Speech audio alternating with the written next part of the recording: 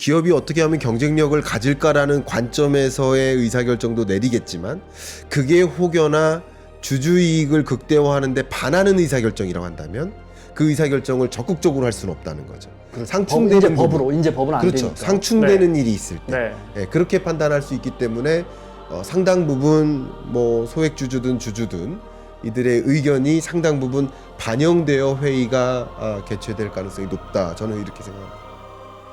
정치 인터뷰 시작합니다. 새 정부 이틀째입니다. 우리 증시 기분 좋게 오름세를 타고 있는데 하지만 우리 경제, 우리 산업 앞으로 뭐 직면한 과제가 많죠. 오늘 이재명 정부의 경제정책 김광석 박사와 함께 이야기 나눠보겠습니다. 어서 오세요. 네, 안녕하세요. 네, 증시 이야기부터 할게요. 일단 5천 가능해요? 이 공약이잖아요. 네. 5천 가능한지. 가능하냐고만 질문 주시면 가능하다고 답변 드리고 싶고요. 네. 우리도 이번 기회에 한번 예. 우리도 한번 올라보자. 그러니까요. 가능성을 논하냐 그러면 가능한 거 맞고요. 네. 근데 그 가능성이 얼마나 되냐 그러면 굉장히 도전적이다라고 생각합니다. 그 부분을 좀 한 가지 말씀드리면 네. 제가 이 자료를 잠깐 네. 보여드릴게요. 이게 우리나라 역사 코스피 지수입니다. 여러분들이 자주 보시는. 근데 3천을 넘었었던 게 2021년에 네. 딱 8개월입니다. 야, 그게 벌써 그렇게 네. 됐어요? 8개월이고 찍고 바로 내려오죠. 네. 근데 제가 꼭 강조해서 여러분께 드리고 싶은 말씀이 뭐냐면 하늘색 상장 주식 회전율이라는 지표입니다. 네. 근데 상장 주식 회전율이라는 지표는 24, 25년의 회전율 보시면 역사 이래 가장 낮아요.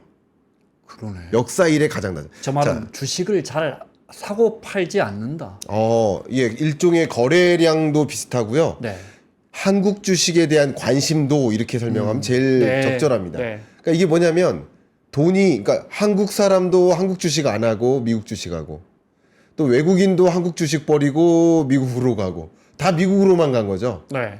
또 국내 기관들도 한국 주식 안 하고 미국 주식하고 예를 들어서 국민연금 기금운용본부도 한국 주식 비중 줄이고 미국 주식 비중 늘리고 그렇게 발표했었잖아요. 그- 지금 그렇게 많이 빼지는 못하는 것 같더라고요. 네, 많이 빼진 못하는데 그렇게 해왔고 그럴 계획을 발표해왔고 그러니까 이런 것들이 소위 한국 주식에 대한 관심도가 떨어지는 모습을 지금 그래프를 통해서 확인할 수 있는데 네.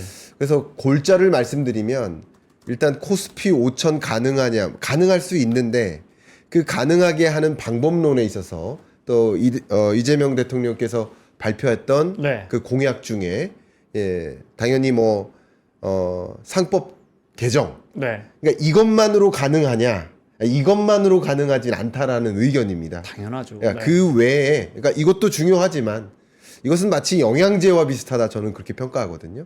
우리 영양제를 먹잖아요. 그럼 영양제를 먹는다고 갑자기 100m 주력이 더 높아지는 건 아니잖아요. 그만큼 영양제 먹고 운동도 하고 연습도 하고 해야 네. 주력이 올라갈 수 있듯이 마찬가지로 이 자료에서 보여드리면서 말씀드리고자 했던 것은 한국 시장에 대한 관심을 끌어와야 된다. 외국인으로부터 기관으로부터 개인들로부터 네. 오히려 외국 투자보다 한국 투자가 낫다라는 그 관심을 끌어오는 거 그게 일단 큰 틀에서의 방향성이다 생각합니다.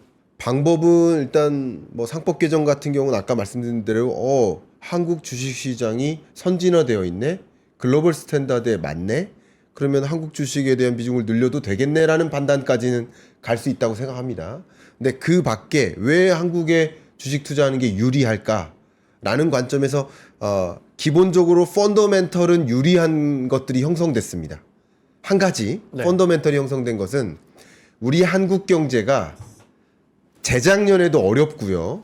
작년에도 어렵고 올해도 어려운 거 맞아요. 근데 제가 경제가 좋아진다는 뜻은 아닙니다.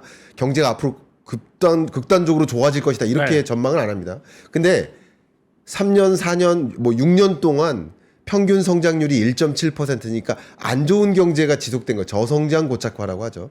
근데 제가 여러분께 말씀드리고 싶은 것은 그 중에서도 25년 1분기가 유독 극단적으로 안 좋았던 기간입니다. 실물 경제적으로. 네. 25전 1분기와 2분기가 소위 정치적 불확실성 리스크 일단 마이너스 성장이. 네. 그리고 대외적인 트럼프발 관세전쟁 리스크 이런 것들이 같이 맞물리면서 한국 경제가 근래 몇 년 동안 계속 안 좋았고 아마 다음 분기도 안 좋을 겁니다만 제가 좋을 거라는 뜻이 아니에요. 네. 그런데 극단적으로 안 좋았던 구간이 1, 2분기였기 때문에 그거보다는 다소 개선되는 흐름으로 전망을 합니다. 첫 번째. 그게 역시 증시의 긍정적인 배경, 백그라운드라고 볼 수 있고 또 한 가지는 굉장히 재밌는 것이 환율입니다. 그러니까 제가 지난번에 와서도 환율 말씀을 네. 드렸지만 달러의 약세화가 점차 전개된다. 그러니까 약달러로 간다. 그러니까 1,100원을 밑도는 갑자기 약달러 이렇게 가지는 않겠지만 1,250원 정도를 웃도는 수준에서 1,250원을 향해 하향 안정화된다. 그럼 이렇게 되면 조건이 한국 주식에는 긍정적으로 형성됩니다. 그러겠죠. 네. 왜냐하면 미국 주식에 투자해서 투자 수익률도 있겠지만 환율이 계속 강달러화 되니까 수익률이 곱하기에서 네. 더 높아진 거거든요. 근데 이제 강달러가 아니라 약달러화 되니까 달러 기반의 자산에 대한 매력도가 떨어지는 거예요. 그럼요. 그러니까 이런 것들도 한국 주식에 투자하는 것이 오히려 유리할 수 있겠다라는 긍정적인 포인트가 됩니다. 그러니까 이런 여건 하에서 네. 만약에 이건 굉장히 어려운 숙제일 수 있습니다만 기관단에서 혹은 공적 자금조차 국민연금기금운용본부가 한 1,300에서 1,500조 정도 운용하는데 네. 근데 한국 주식 비중을 만약에 늘린다. 그리고 개인도 늘린다. 외국인 투자자도 늘린다. 그러면 그 투자에 따른 성과를 보기 때문에 미국 주식 비중 늘리는 것보다 한국 주식 비중 늘리는 게 기금운용본부 입장에서 기금을 늘리는데 더 유리한 선택이 될 수 있습니다. 그러니까 그런 식으로 전반적으로 한국에 대한 주식시장에 대한 관심을 끌어올리는 것. 네. 예, 거기서부터 이 출발점이 있다고 생각을 하고 있습니다. 우리 국민연금이 네. 내일이라도 만약에 우리 국내 주식 비중 늘리겠습니다 하면 코스피 제가 볼 때는 뭐 그런데 그건 좋은 방법은 아니라고 생각해요. 네, 아닙니다. 우리 네. 기업들이 퍼포먼스를 내야 네네. 그래야 우리 국민들의 돈을 굴리는 거잖아요. 네. 우리 국민연금이 뭐 코스피 미워서 그러겠습니까? 네, 네, 이게 뭐 성장성이 더 외국 주식이 더 많으니까 미국 주식이 더 성장성이 더 높아 보이니까 가는 거잖아요. 네. 근데 이제 우리가 이걸 보여줘야 되는 거잖아요. 너무 중요한 말씀 주셨고요. 네. 많은 분들이 또 오해하실까봐 네. 다시 한번 말씀드리겠습니다. 제가 예를 든 건데요. 네. 예를 든 겁니다. 근데 국민연금의 목적 혹은 국민연금 기금운용본부의 목적은 어쨌든 기금을 늘려서 많은 국민들이 은퇴 후에도 안전하게 안전판으로서 살아갈 수 있게 기금을 늘리는 게 목적인 거예요. 네. 한국의 이 코스피를 늘리는 게 그러니까 한국의 증시 부양이 목적이 아닌 거예요. 그러니까 네. 그 목적에 부합하게 행동해야 되는데 기관이든 가게든 개인이든 외국인이든 모두 한국 주식에 대한 비중을 늘리는 게 옳아라는 공식이 형성되어야 그래야 관심도가 오르고 지금 보여드렸던 상장 주식 회전율이 그렇죠. 올라가요. 네. 그때 안정적으로 거래량이 늘고 코스피가 3천을 향해 가는 것이지 그냥 상법 개정해놓고 한국 주식에 대한 비중을 늘리지 않거나 네. 아무도 관심을 안 갖거나 일시적으로 상법 개정할 거야라는 기대감에 한국 주식 비중 늘렸는데 그게 오래 가진 않거든요. 제가 왜 이런 말씀 드리냐면 예를 들면 극단적인 사례가 러우 전쟁인데 네. 러우 전쟁이 터졌어요. 그럼 주가가 무너졌죠. 그리고 강달러가 극단적으로 그랬죠. 약이 그랬죠. 됐었죠. 네. 근데 러우 전쟁 끝난 게 아니잖아요. 지금 러우 전쟁 지속되잖아요. 근데 그 주식시장이나 금융시장, 자본시장에 러우 전쟁의 이펙트가 계속 남는 게 아니거든요. 그러네. 마찬가지로 네. 상법 개정 될 거라는 그 뉴스 때문에 많은 분들이 관심을 갖고 한국 주식 비중을 늘린 거예요. 그리고 실제 상법 개정이 된다고 보겠습니다. 3주 후에 된다고 가정해 볼게요.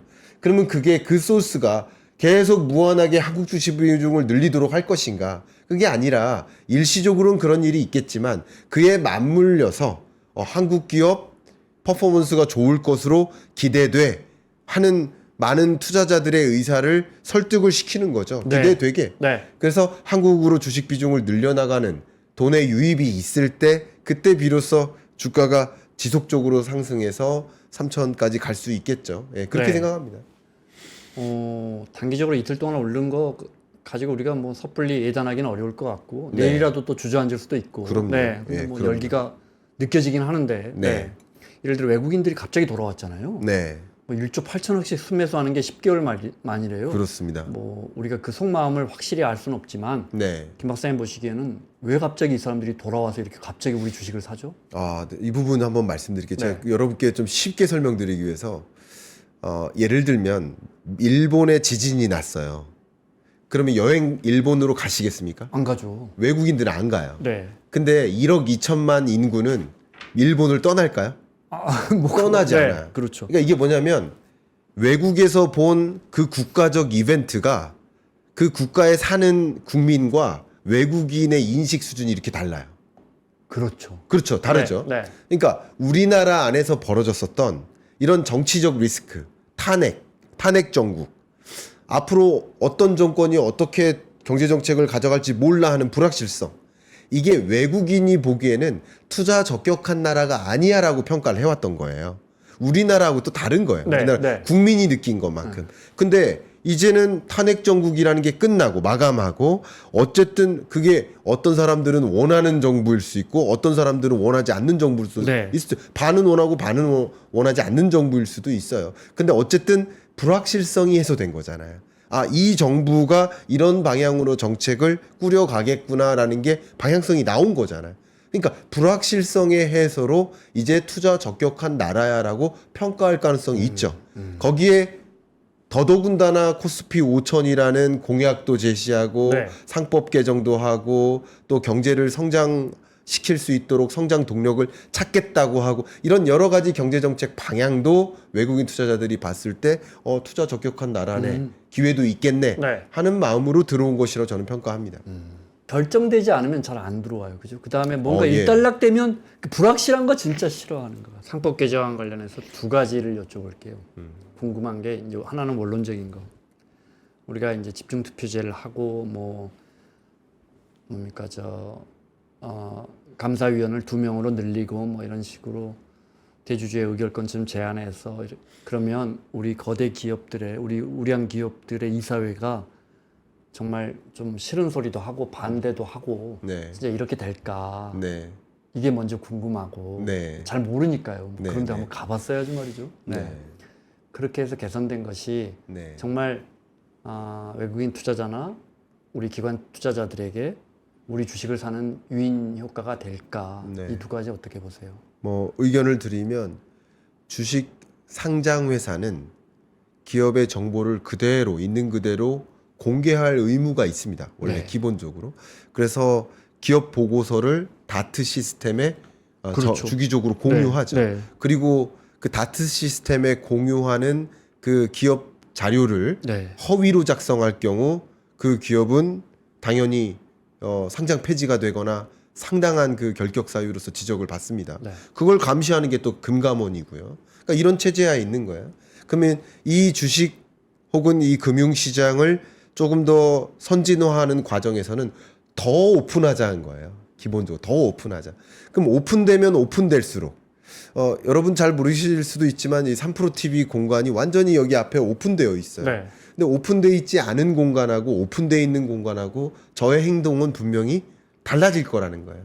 그러니까 기업들이 조금 더 이 기업을 위해서 의사결정하기보다 주주를 위한 네. 의사결정을 내리는 게 원칙이기 때문에 그 원칙하에 여러 오픈된 회의를 진행할 것이라고 봅니다. 제가 지지난주에 마침 주식회사인데 여러분들 다 아실 만한 어떤 기업인데 상장사가 됐어요. 그럼 상장사로서 갖춰야 될 일이 무엇이냐라는 주제하에 강의를 갔었어요. 네. 네. 근데 결국 이런 겁니다. 그러니까 기업들이 상장되면 더 오픈해야 될 의무가 있고 오픈되어서 의사결정을 주주총회라든가 의사결정을 내리는 과정에서는 같은 이익의 배분도 주주에게 돌아갈 수 있도록 그런 부문으로의 고민이 더 있기 때문에 기본적으로 이 기울어진 운동장을 해소할 수 있는 계기는 충분히 될 거라고 보여지고 네. 그렇다고 해서 소액 주주들의 의견까지 다 반영해 가면서 총회가 이루어지는 데는 상당 부분 한계가 있습니다. 그렇게 하는 데는 없겠죠. 그렇죠. 그런 건 네. 없겠지만 네. 예를 들면 뭐 예를 들어서 수천 명이 제 강의를 듣는다. 네. 그럼 모든 사람의 질문 못 받지만 쪽지로 질문을 먼저 받아요. 그럼 질문을 검토하고 함께 답변을 해요. 네. 뭐 이런 식인 것처럼 이 소액주주들의 의견도 개진하는 그런 장치도 마련할 수는 있겠죠. 그러니까 하다못해 우리가 이제 가장 많이 이야기하는 게 예를 들어 이제 합병할 때 이제 대주주만 좀 유리한 합병 비율이라든지 네. 또는 가장 많이 이야기되는 게 이제 물적 분할해서 그렇죠. 우수한 부분만 똑 떼어놔가지고 다시 상장해서 네. 우리는 이 분야 보면서 이 기업에 투자했는데 네. 이런 부분들이 이사회 결정으로 이루어지잖아요. 그럼요. 근데 거기에서 정말 그렇다고 이 상법 개정안이 뭐 이 대통령이 2, 3주 안에 통과시킨다 그랬거든요. 그러니까 네. 아마 곧 나올 것 같은데 네. 그리고 바로 또 공포 즉시 시행된다는 거 아니에요? 네. 그러면 진짜 곧 이제 우리가 만나게 될 텐데 이렇다고 해서 이사회가 막 무슨 영화처럼 그렇게 돌아가지는 않겠지만 최소한 이런 물적 분할이라든지 네. 이런 부분은 좀 뭐랄까 아주 쉬운 말로 그동안에 이제 저 소액주주 뒤통수 치는 일 네. 이런 건 좀 분명히 줄어들까요? 예, 경영자의 의사결정 관점에서 네. 기업이 어떻게 하면 경쟁력을 가질까라는 관점에서의 의사결정도 내리겠지만 그게 혹여나 주주이익을 극대화하는데 반하는 의사결정이라고 한다면 그 의사결정을 적극적으로 할 수는 없다는 거죠. 상충되는 이제 법은 안 그렇죠. 되니까. 상충되는 일이 있을 때 네. 예, 그렇게 판단할 수 있기 때문에 상당 부분 뭐 소액주주든 주주든 이들의 의견이 상당 부분 반영되어 회의가 개최될 가능성이 높다. 저는 이렇게 생각합니다. 네, 우리 자본시장에 거대한 변화가 오겠네요. 네, 거대한 변화죠. 예. 그러니까. 그것에 대한 기대감인 거죠. 지금의 지금 주가 상승. 거기에 이제 말씀하신 것처럼 정치적 불확실성도 상당 해소되면서. 부분 해소가 됐고 불확실성이 해소되고 기대감으로 바뀌는 거죠. 네. 예. 이게 지금 증시의 효과라고 생각합니다. 혹시 금리 유동성, 재정 확대 네. 이런 건데 네. 공교롭게 금리도 조금 더 내려갈 여력이 있어 보이고 네. 재정은 분명하게 확대할 것 같아요. 네. 이런 건 어떻게 보십니까? 이런 네. 게 이제 우리 자본시장에 어떤 영향 줄까요? 그 부분 한번 네. 조금 길게 말씀을 네, 드리면 자료를 한번 보겠습니다. 그러니까 지금 이재명 정부의 정책 기조와 공약과 이런 내용들이 성장에 초점을 두고 있어요. 네. 근데 성장에 초점을 두고 있는 모습을 보면서 많은 분들이 그래? 왜 그럴까? 진보 정부랑 다른데? 기존의 진보 정부랑 다른 거 아니야? 라고 생각하실 수도 있지만 지금 상황 인식이 보시는 것처럼 극단적인 저성장 고착한 거예요. 그러니까 지금 현 정부의 상황 인식, 한국 경제에 대한 상황 인식이 네. 분배도 중요하지만 성장이 더 중요한 거 아니야 하는 시대적 판단이라고 저는 의견을 갖고 있습니다. 이게 왜 그러느냐? 제가 손으로 좀 설명을 드릴게요. 네. 피자가 한 판 있어요. 네.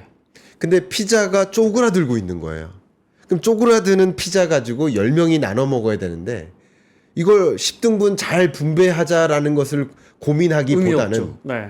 보다는 피자를 이럴 때는 이런 시대적 국면에서는 피자를 2배로 키워야 10명이 그나마 잘 나눠 먹을 수 있다. 우리가 그 피자가 점점 해마다 2%, 3%, 4%씩 커질 때는 네. 이걸 어떻게 조금 더 좀 나눠볼까 그렇죠. 이게 중요한 부분인데 네. 이제 그러니까 급격하게 피자가 작아지니까 그렇습니다. 그러니까 분배를 위해서라도 성장이 필요한 것이다. 그러니까 성장 없이는 적당한 분배도 이루어지기 어렵다라는 시대적 판단하에 성장 정책들을 계속 발표하는 것이고 네. 그 성장 정책의 핵심이 AI 인프라인 거죠.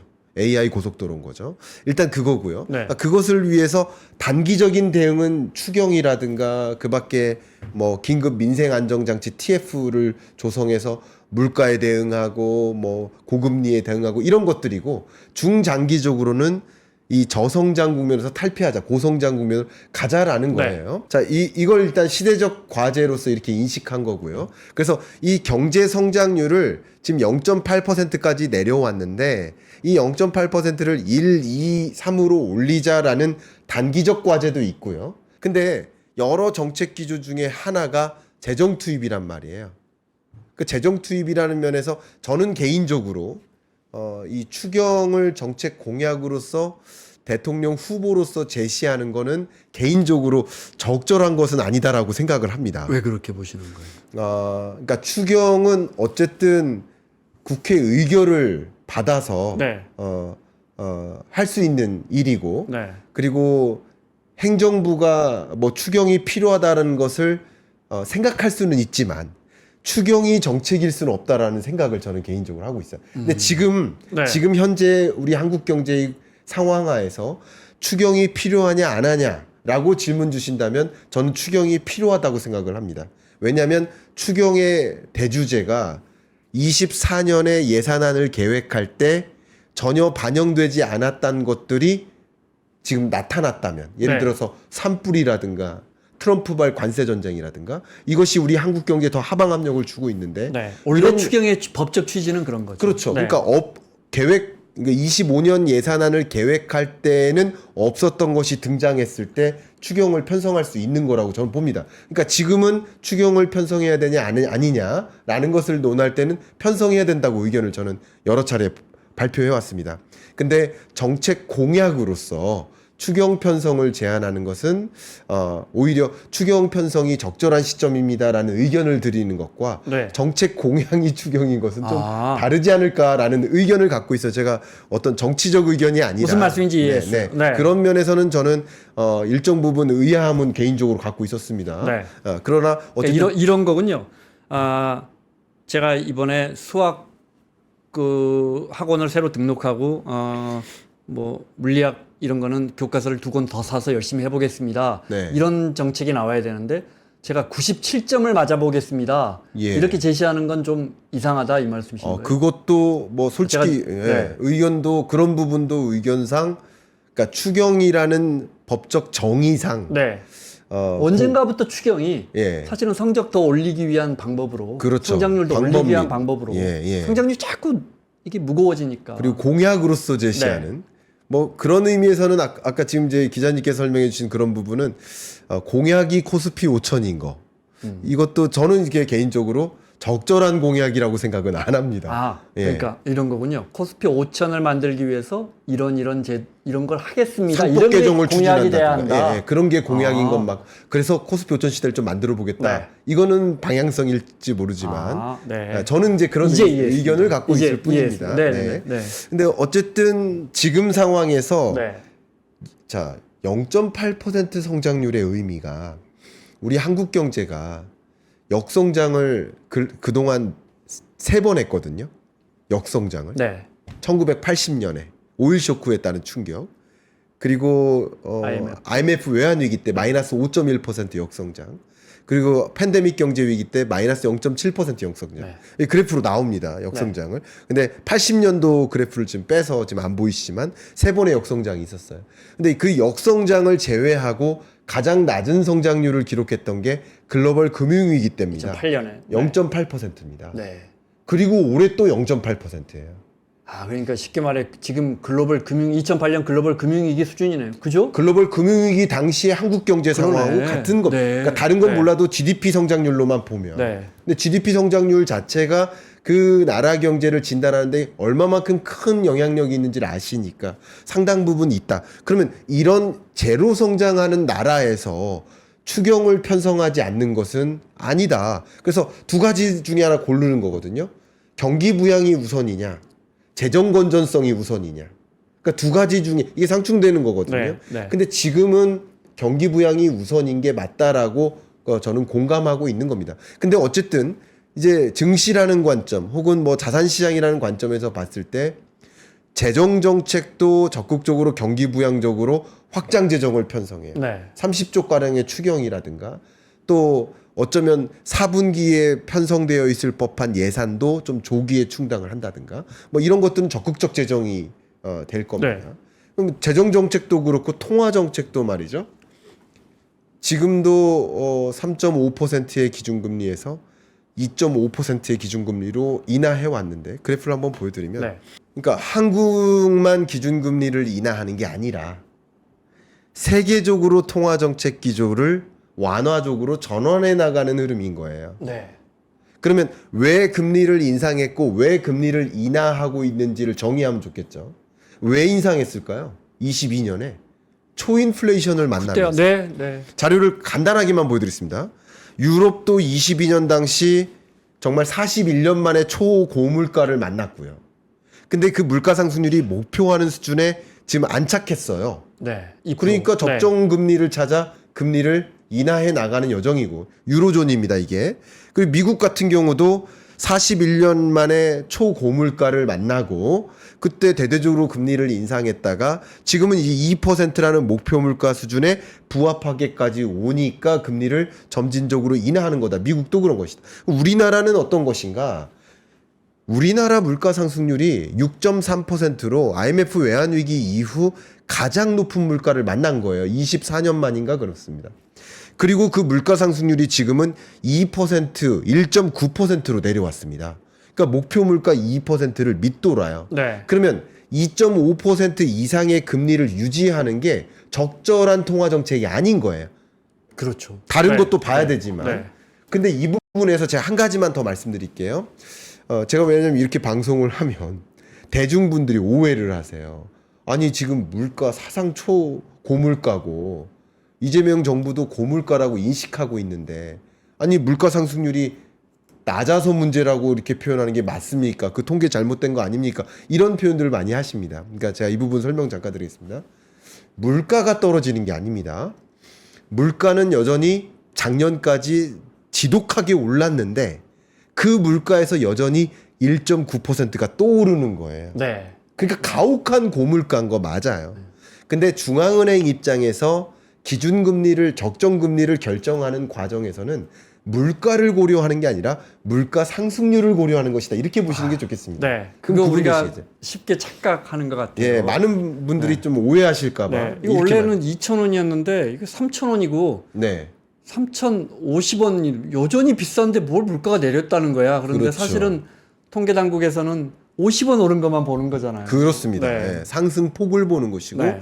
그래서 이런 부분은 오해 없어 주셨으면 좋겠고 다만 서민들이 체감하는 그 물가 자체는 여전히 오르고 있는 게 맞습니다. 자료를 한번 다시 네. 돌아와서 보시면 그러니까 작년에도 올랐는데 거기서 2%가 또 오르고 있으니까 가중되게 물가가 높다 이렇게 느끼시는 거예요. 근데 한국은행 입장에서는 목표 물가가 2%인데 2% 언더로 지금 살포시 떨어지고 있습니다.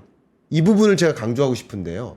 원래 우리 경제가 22년 초인플레가 도래되기 전 단계에는 무엇을 우려했느냐? 디플레이션을 우려했었어요. 그랬어요. 원래 여러분 네, 네. 아마 그때 기자 활동 열심히 하시면서 열심히 그런 기사 썼죠. 그죠? 네. 저도 예를 들어서 무슨 토론 참여 방송 제안 받으면 네. 주제가 뭔데요? 디플레이션 빠질까? 일본처럼 잃어버린 20년 진입할까? 이 주제였거든요. 그때는 물가가 5% 10% 오르는 일은 이제 지구에서 그런 일은 벌어지지 않아. 그렇죠. 그랬었어요 전문가분들이. 네. 그래서 이렇게 물가가 오히려 떨어지거나 디플레이션이 우려되는 상황이면 일본처럼 뭐 잃어버린 10년 진입하는 거 아니냐 이 걱정으로 했었는데 다시 그 지점으로 오는 거예요. 그러니까 굳이 따지면 네. 구조적으로 우리는 디플레이션이 우려되는 상황까지 전개되다가 글로벌 인플레이션이 작용하면서 잠깐 벗어났었던 것이고 다시 디플레이션으로 진입하는 게 아닌가를 우려하고 있습니다. 자, 이 우려 부분을 한국은행이 어떻게 판단하냐면 자료를 보겠습니다. 이게 한국은행의 물가 전망이에요. 한국은행의 물가 전망은 그래프 보시는 것처럼 네. 2%가 안 될 거라고 전망하고 있어요. 그러니까 목표 물가가 2%인데 2%를 밑돌아도 안 되고 웃돌아도 안 되니까 2%만 유지하면 최적의 통화 정책인 겁니다. 근데 금리를 추가적으로 인하해서라도 네. 이 물가 상승률을 2%라는 관역에 맞춰야겠구나라는 통화 당국의 향후 통화 정책 기조에 대한 의견을 어느 정도 상당 부분 읽어나갈 수 있는 한국은행의 전망치입니다. 네. 네. 조금 더 내릴 여력은 있다. 그렇죠. 네. 그러니까 제가 이제 요약을 한다면 그리고 여기에 한 가지만 더 말씀드린다면 우리 경제가 이렇게 안 좋게 전개되는데 경제 성장률은 뭐 0.8% 혹은 1%. 네. IMF 전망은 1%입니다. 그리고 한국은행과 KDI는 0.8%로 전망합니다. 골드만삭스 이런 데는 뭐 더 심하죠. 0.5던가요? 그러니까 그렇죠. 이 누구나 네. 이렇게 1%도 채 안 되는 낮은 성장률을 전망해야. 그러면 단적으로 여러분께 설명드리면 경제 성장률은 0%대고 물가 상승률은 2%가 안 되는데 기준금리는 2.5%를 유지한다. 이게 맞지 않는 거거든요. 그래서 적정 금리가 2% 정도 됩니다. 현재. 그렇게 설명하시니까 귀에 딱 들어옵니다. 그러니까 과도하게 제약적인 금리다라고 판단합니다. 네. 그러니까 향후 금리를 인하하는 움직임을 할 수 있습니다. 그리고 또 한번 통화 정책의 공조라는 관점에서 보면 추경까지 30조를 편성해서 재정 정책을 경기 부양적으로 움직이는데 네. 금리 통화 정책은 그냥 가만히 있는다. 이건 또 공조라는 관점도 안 어울려요. 그렇게 생각을 해본다면 재정 정책도 경기 부양적, 통화 정책도 경기 부양적. 네. 그러면 이것은 실물 경기 부양을 위해 힘쓰는 방향이지만 제가 이렇게 설명드립니다. 이 컵이 저를 확대해 주시면 좋겠습니다. 컵이 두 개예요. 네. 하나가 실물 경제라는 컵이에요. 그리고 이쪽 컵은 자본시장, 자산시장이라는 컵이에요. 근데 수도꼭지를 틀어요. 물을 틀어요. 근데 물을 틀면 실물 경제 성장을 위해서 물을 튼 게 맞아요. 그러나 안타깝게도 지금까지 보면 늘 원하지 않게도 네. 부동산 시장이나 주식 시장, 이건 원하는 부분이겠지만 주식 시장은 유도하지 않은 부분으로도 물이 이쪽으로 들어가는 거예요. 더 많이 들어가요. 네. 더 많이 들어갈 수도 네. 있고요. 네. 그래서 현 정부의 주된 정책 방향의 핵심 중에 하나가 경기 부양적으로 움직일 것은 명확합니다.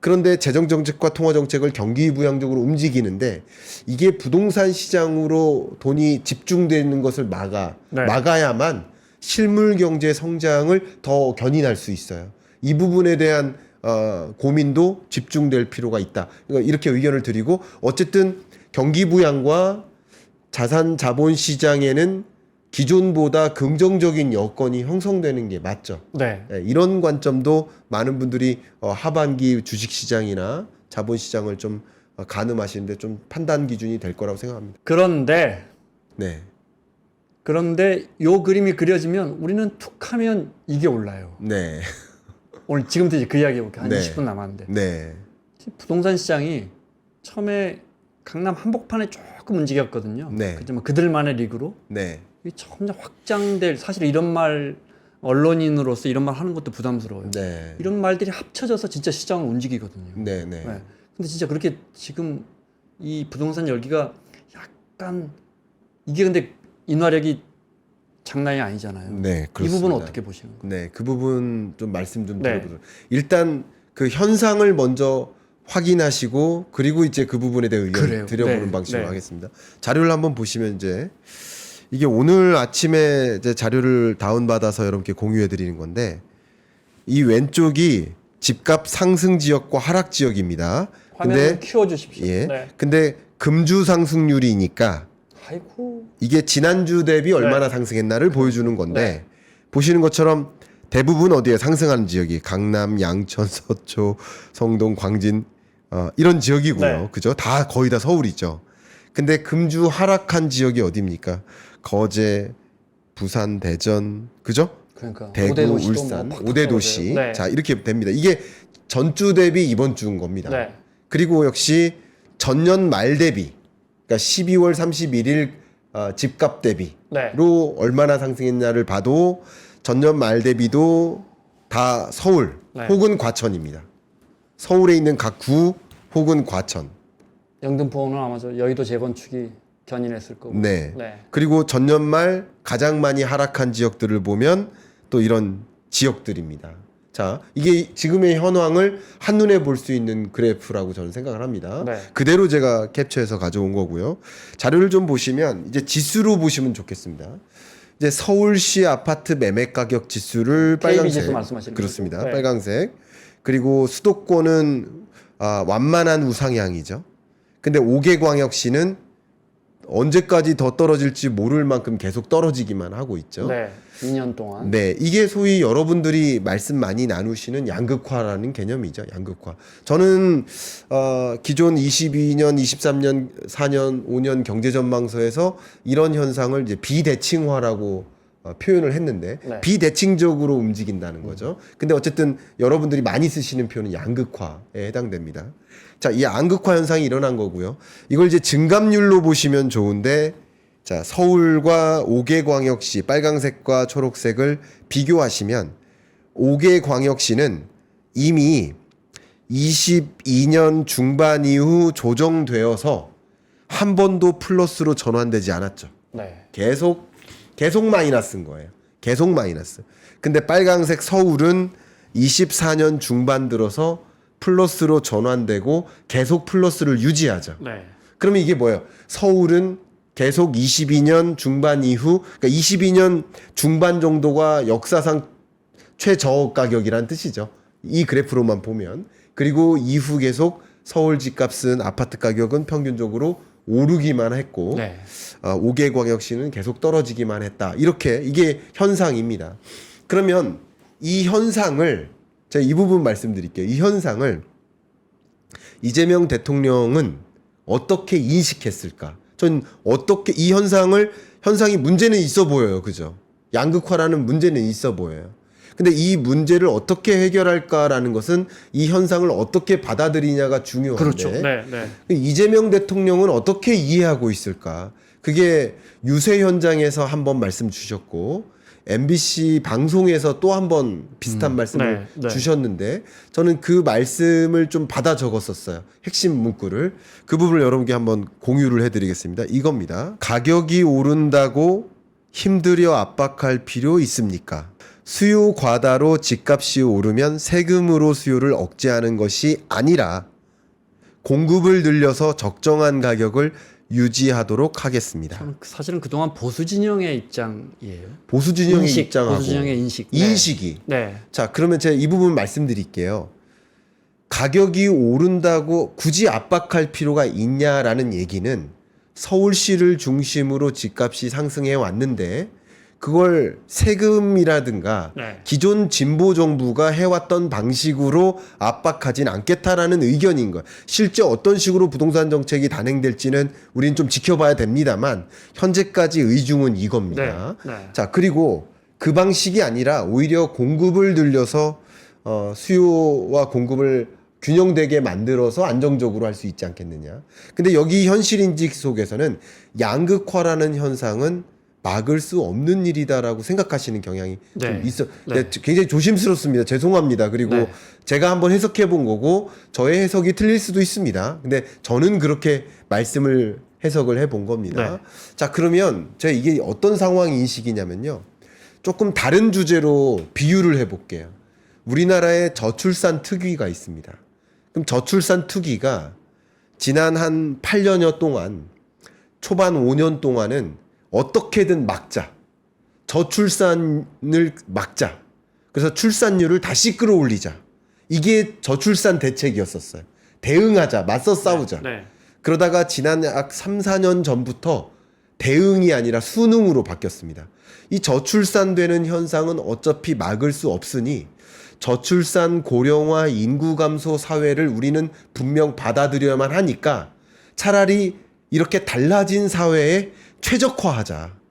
그래야 큰 충격을 막을 수 있다. 이렇게 바꾼 겁니다. 이 인식이. 그러니까 한 분 한 분, 여러분 사람이라고 한다면 사람 한 분 한 분의 인식, 또 어떤 제도권 혹은 공공기관 혹은 어떤 당의 인식도 충분히 바뀔 수 있다고 생각합니다. 근데 양극화라는 현상도 역시 막을 수 없는 일이라면 그것에 적절히 순응하는 것들을 택해보자. 그래서 적절하게 순응하는 방법을 이재명 대통령은 어차피 그걸 거래하게 놔두면 고액의 세금을 국가에 헌납하면서 거래하는 거 아니냐. 그러니까 그 부분도 어쨌든 소득 재분배 효과가 있다. 네. 네. 100억짜리 집을 사면서 뭐 수십억의 세금을 내는 그런 뭐 고자산가들의 의사 결정은 어쨌든 수십억의 세금을 내니 그 세금을 통해서 소득 재분배 효과가 있지 않느냐. 분배 정책의 네. 효과가 있지 않느냐. 그러니까 굳이 그걸 세금으로서 막거나 거래 못하게 하는 게 아니라 거래하도록 두고 서울 집값은 그대로 두고 이 떨어지는 이 지방 집값을 좀 끌어올리자. 네. 그러니까 끌어올린다는 게 폭등하게 두자는 게 아니라 이렇게 한없이 떨어질 때 약이 되는 부작용들이 있잖아요.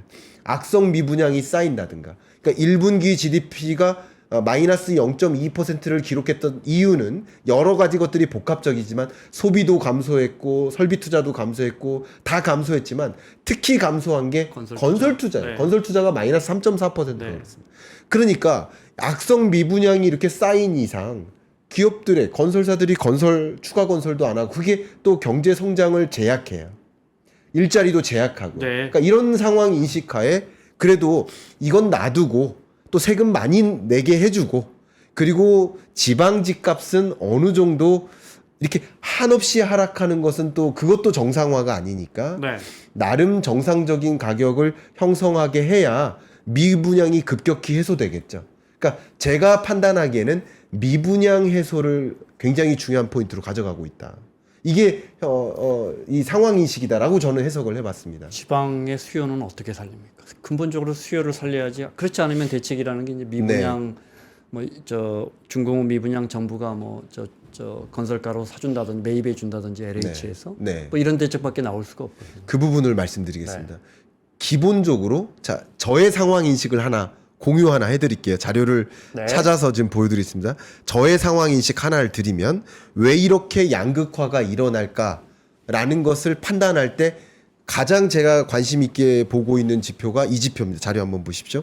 이게 저의 상황 인식이니까 인구의 인구 증가 감소가 아니라 인구의 이동 때문이다. 네. 수도권 중심으로 인구가 계속 편입되어 가고 있기 때문에 그러니까 지방을 떠나고 수도권으로 이동하는 현상 이 현상이 상당히 양극화를 불러오는 맞아요. 이유가 된다라고 저는 상황 인식을 하고 있어요. 지역에 사람이 안 태어나는 게 아니고 지역에 오히려 더 많이 태어나는데 다 서울로 빠져나가서 그래요. 네, 근데 아마 이런 부분은 공감을 하실 겁니다. 네. 그러면 이재명 대통령은 어떤 정책 공약을 통해서 이 지방의 악성 미분양 문제를 해소하고 그리고 지방 집값을 나름 올릴 수 있을지를 고민했을 것 아닙니까? 그 부분에 대한 공약들이 이겁니다. 제가 이 공약집을 그대로 캡처했습니다. 네. 여러분들도 예를 들어서 이재명 정책 공약 뭐 이렇게 구글 검색하면 그 사이트가 나오는데 그 해당 부분을 여러분께 캡처해서 그대로 보여드리는 겁니다. 목표가 뭐예요? 첫 번째, 행정 수도를 세종으로 옮기겠다. 완성시키겠다. 네. 라는 거죠. 그리고 5극이 5대 초광역권, 그리고 3특, 제주, 강원, 전북을 특별자치도로 추진하겠다. 그 구체적인 이행 방법이 여기 아래 나와 있습니다. 제가 디테일하게 하나하나 말씀드리기보다 이런 지방권에 한없이 가격이 떨어지는 현상을 막기 위해서 예를 들어서 교통, 광역급 철도 건설이라든가 균형 발전을 위해서 네. 그 기관을 또 설치한다든가 지방 재정을 또 확충한다든가 또 이쪽으로 인구를 유입시킨다든가 산업을 만든다든가 그 밑에 내용이 쭉 있습니다. 이런 정책 공약들을 통해서 균형 발전을 좀 유도하고 네. 그게 인구의 지방으로의 어느 정도의 유입을 유도해 보겠다라는 정책들이 있습니다. 그러니까 이거대로 다 이행될 거라고. 수요를 만들어 네네. 그런 구체적인 방법론들까지 제가 확인했기 때문에 그런 것들이 하나의 방향성이고 그 방향성 하에 이런 구체적인 정책 공약들이 이행되는 정책 발표가 있지 않을까 저는 그렇게 생각을 하고 있습니다. 네. 근데 사실은 저건 이제 지방 유권자를 위한 청사진이지 네. 서울과 수도권의 투자 계획 더 화려한 게 많거든요. 예를 들어 네. GTX를 확충한다. 그 말은 바꿔 말하면 이제 지방과 상대적으로 말하면 네. 더 수도권에 살아라. 더 서울이 지금 집이 없으니까 서울 옆에서라도 편하게 살게 좀 덜 불편하게 살게 해줄게. 이런 정책들이 그동안 예를 들어 일기 신도시 재건축 같은 경우 용적률 굉장히 올려주고 중동 같은 데만 네. 350%씩 올려주면 중동 신도시가 헬리오시티보다 더 과밀해진단 말이에요. 네. 사실 현실은 그렇게 되고 있고 정치권에서는 시민들을 지역 이제 선거 앞두고 우리 앞으로 지역에는 이렇게 해서 하겠습니다 이런 약속을 하지만 저게 얼마나 실효성이 있을지 저는 저렇게 가야 한다고 봐요. 박사님 생각처럼 또 저 이재명 대표의 공약처럼 그렇지만 그 의지대로 될까는 사실 의심스럽습니다. 네, 저도 의심스러운 부분은 많이 있는데 네. 뭐 현재로서는 어떤 정책도 발표되지 않은 상황에서 그 기조를 이해하는 것은 네. 그동안의 정책 공약과 중요한 자리에서의 말씀 이런 네, 것을 네, 통해서 네. 우리는 확인할 수 있기 때문에 방향성을 좀 말씀드렸었던 것이고요. 지금 지적해 주신 그 부분에 대해서 제가 상당 부분 공감하고 있기 때문에 이 부분 좀 저도 표현해 보도록 하겠습니다. 네. 제가 지난주에 마침 굉장히 중요한 무슨 포럼이 있었습니다.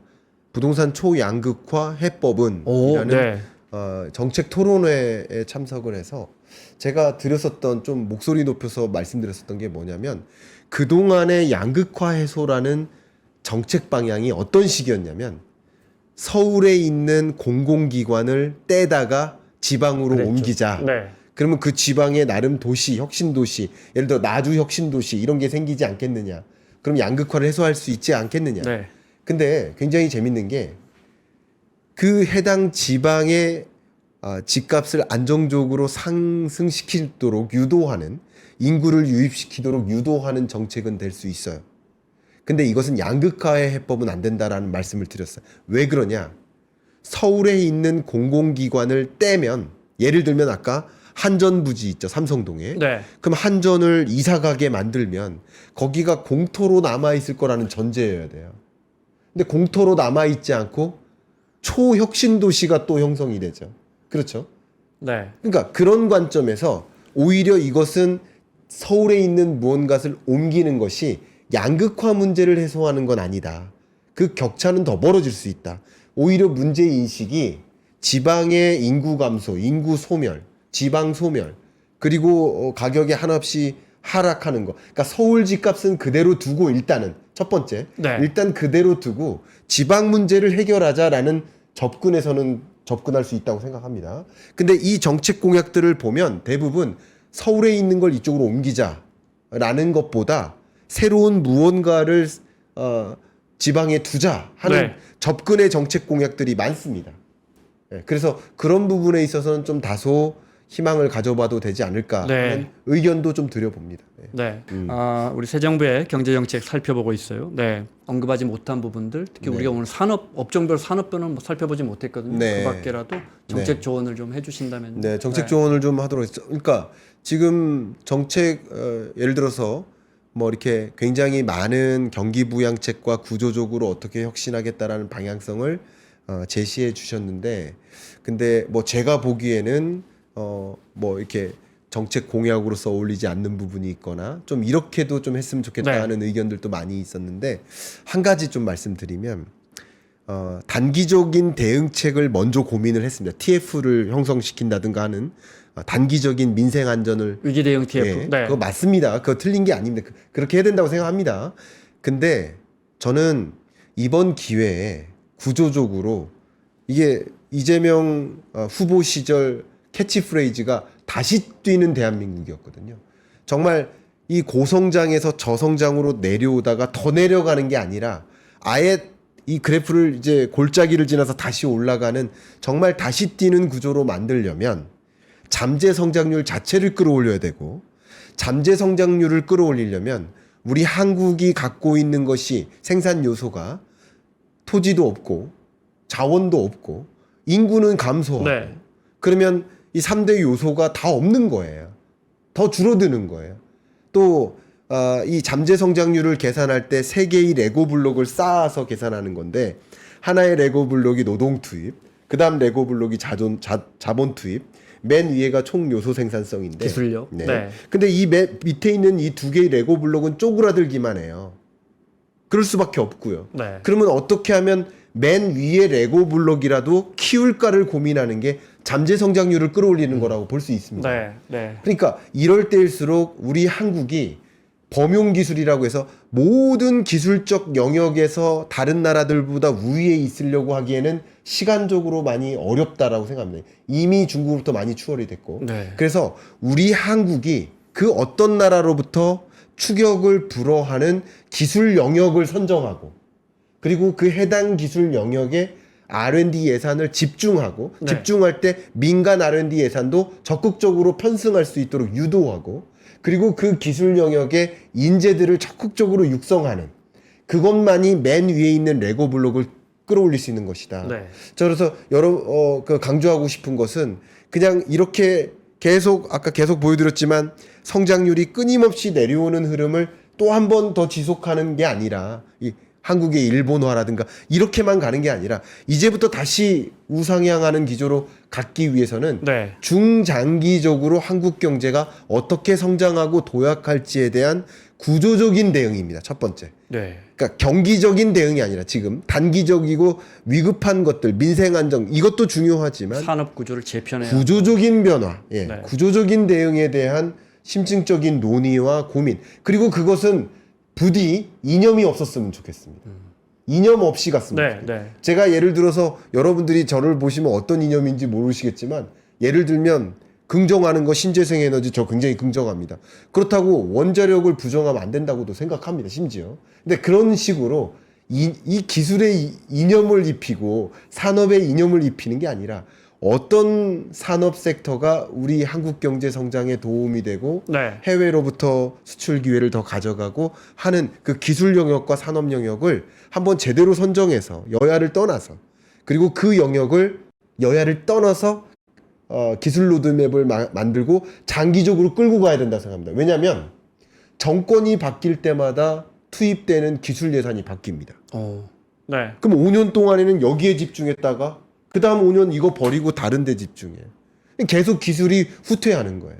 근데 오히려 정치색을 없애고 초당적으로 기술 영역을 우리 한국의 기술 로드맵을 선정하면 흔들리지 않을 거라고 생각해요. 그러니까 그런 식으로 네. 독립적으로 의사결정하듯이 그런 식으로 중장기적으로 어떤 나라로부터의 기술 추격을 불허하는 기술 영역을 선정하고 그 방향으로 이끌어가는 R&D 예산 정책 이런 것을 단행하기를 좀 바라는 마음입니다. 마무리해야 되는데 네. 중국의 제조 2025가 10개인가 잡았었었죠? 그렇습니다. 그러다 하나 AI를 넣었던가요? 네, 그렇습니다. 우리 뭐 10개 못 가더라도 네. 박사님 보시기에는 몇 개 정도로 사실 우리가 지금 뭐 철강이라든지 네. 이런 부분은 뭐 또 정유 화학 이런 부분 굉장히 어렵단 말이에요. 네. 뭐 이런 산업들도 살려 나가면 좋겠지만 네. 사실 그동안에 한국 산업을 이끌어온 업종들 중에 어떤 건 이제 선택해야 되고 어떤 건 좀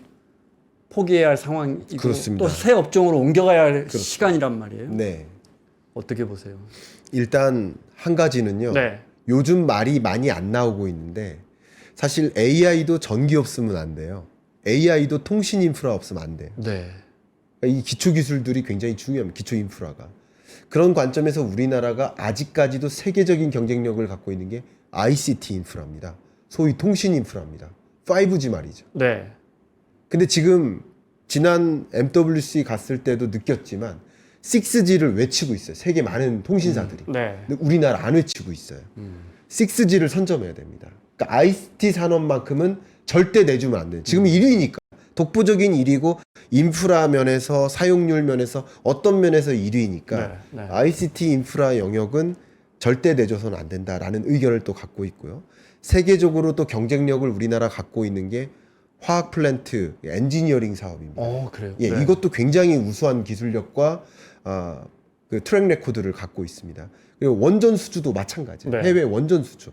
수요가 있다면 우리는 해야죠. 돈 벌어야죠. 수요가 있다면. 그러니까 그런 부분도 우리가 후퇴하면 안 되겠다는 생각도 있고요.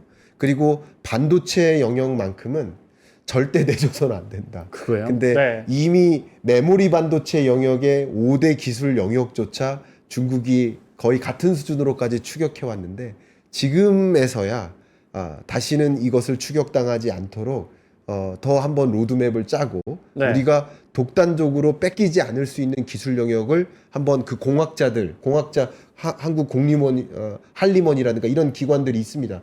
여기서 선정을 해서 네. 그런 부분으로 더 집중적인 투입이 있어야 되지 않을까 생각을 합니다. 알겠습니다. 자, 우리 새 정부 이재명 정부의 경제 정책, 부동산 정책까지 살펴봤습니다. 김광석 박사와 함께했습니다. 고맙습니다. 감사합니다.